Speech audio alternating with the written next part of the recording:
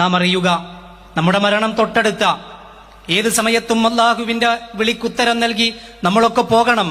വിശുദ്ധ ഖുർആനിന്റെ വാചകം കുല്ലു നഫ്സിൻ ദാഇഖത്തുൽ മൗത്ത് സുമ്മ ഇലൈനാ തുർജഊൻ. തീർച്ചയായും എല്ലാവരും മരിക്കും, മരണത്തിന്റെ രുചി ആസ്വദിക്കുക തന്നെ ചെയ്യും, അല്ലാഹുവിങ്കലേക്ക് മടങ്ങാനുള്ളവരാണ് എന്ന് ഖുർആൻ വളരെ കൃത്യമായി പഠിപ്പിച്ചു. എന്തിനാ വിമാനം കയറി ഈ ഒമാൻ എന്ന മസ്കത്ത് എന്ന രാജ്യത്തേക്ക് നമ്മളൊക്കെ കടന്നു വന്നപ്പോ ഇവിടെ ഇരിക്കുന്ന എല്ലാവരുടെയും പ്രധാനപ്പെട്ട ലക്ഷ്യങ്ങളിൽ ഒന്ന് എന്റെ വാപ്പാക്ക്, എന്റെ ഉമ്മാക്ക്, എന്റെ മക്കൾക്ക്, എന്റെ ഭാര്യക്ക്, എന്റെ കുടുംബത്തിന് ഭക്ഷണം കൊടുക്കണം, അവരെ പോറ്റണം.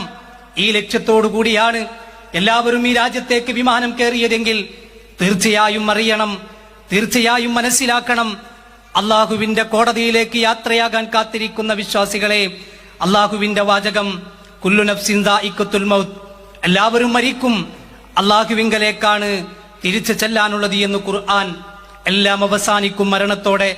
നാളിതുവരെ സമ്പാദിച്ച സമ്പാദ്യങ്ങൾ ചോര നീരാക്കി, രാവെന്നോ പകലെന്നോ രാത്രിയെന്നോ വ്യത്യാസമില്ലാതെ ചോര നീരാക്കി അധ്വാനിച്ച എല്ലാ അധ്വാനങ്ങളും അവിടെ അവസാനിക്കുകയാണ്. അതുവരെ കൂടെ കിടന്ന ഭാര്യയെ പിന്നെ കൂടെ കിടക്കാൻ കിട്ടില്ല. അതുവരെ കൂടെ ഉണ്ടായിരുന്ന മക്കൾ മരണത്തോടുകൂടി വേർപിരിയുകയാണ്. എല്ലാം അവസാനിക്കുകയാണ്. അള്ളാഹുവിങ്കലേക്കുള്ള യാത്രയാണ്. അതുകൊണ്ട് നാം അറിയുക, നമ്മുടെ ലക്ഷ്യം ആ മരണത്തിന് ശേഷമുള്ളൊരു ജീവിതമാണ്. ആ ജീവിതത്തിൽ നമുക്ക് വിജയിക്കണം. അവിടെ വിജയിക്കാൻ ആവശ്യമുള്ള കൃത്യമായ നിർദ്ദേശങ്ങളാണ് ഇന്ന ഹാദൽ ഖുർആൻ യഹ്ദി ലില്ലത്തി ഹിയ അഖ്വം.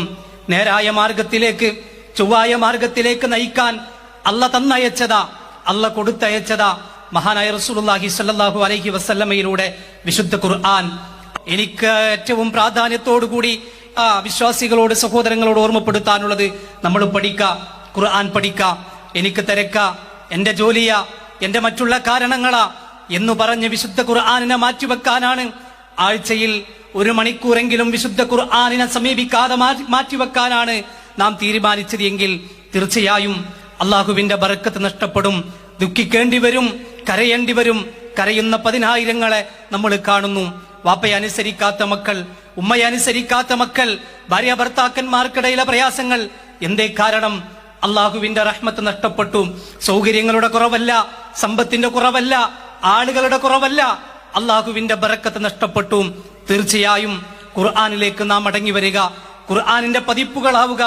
ആ ഖുർആൻ പഠിച്ചാൽ ജീവിതത്തിൽ ഏറ്റവും വലിയ സന്തോഷം അതാണ് എന്ന് ഖുർആൻ വളരെ വ്യക്തമായി പഠിപ്പിച്ചൊരു വാചകം. യാ അയ്യുഹന്നാസ്, മനുഷ്യരെ വിളിച്ചുകൊണ്ട് പടച്ച റബ്ബ് പറയാ, ഞാനിതാ ഏറ്റവും നല്ലൊരു ഉപദേശം മനുഷ്യരെ നിങ്ങൾക്ക് നൽകിയിരിക്കുകയാ. അത് പഠിക്കാൻ നിങ്ങൾ തയ്യാറായാൽ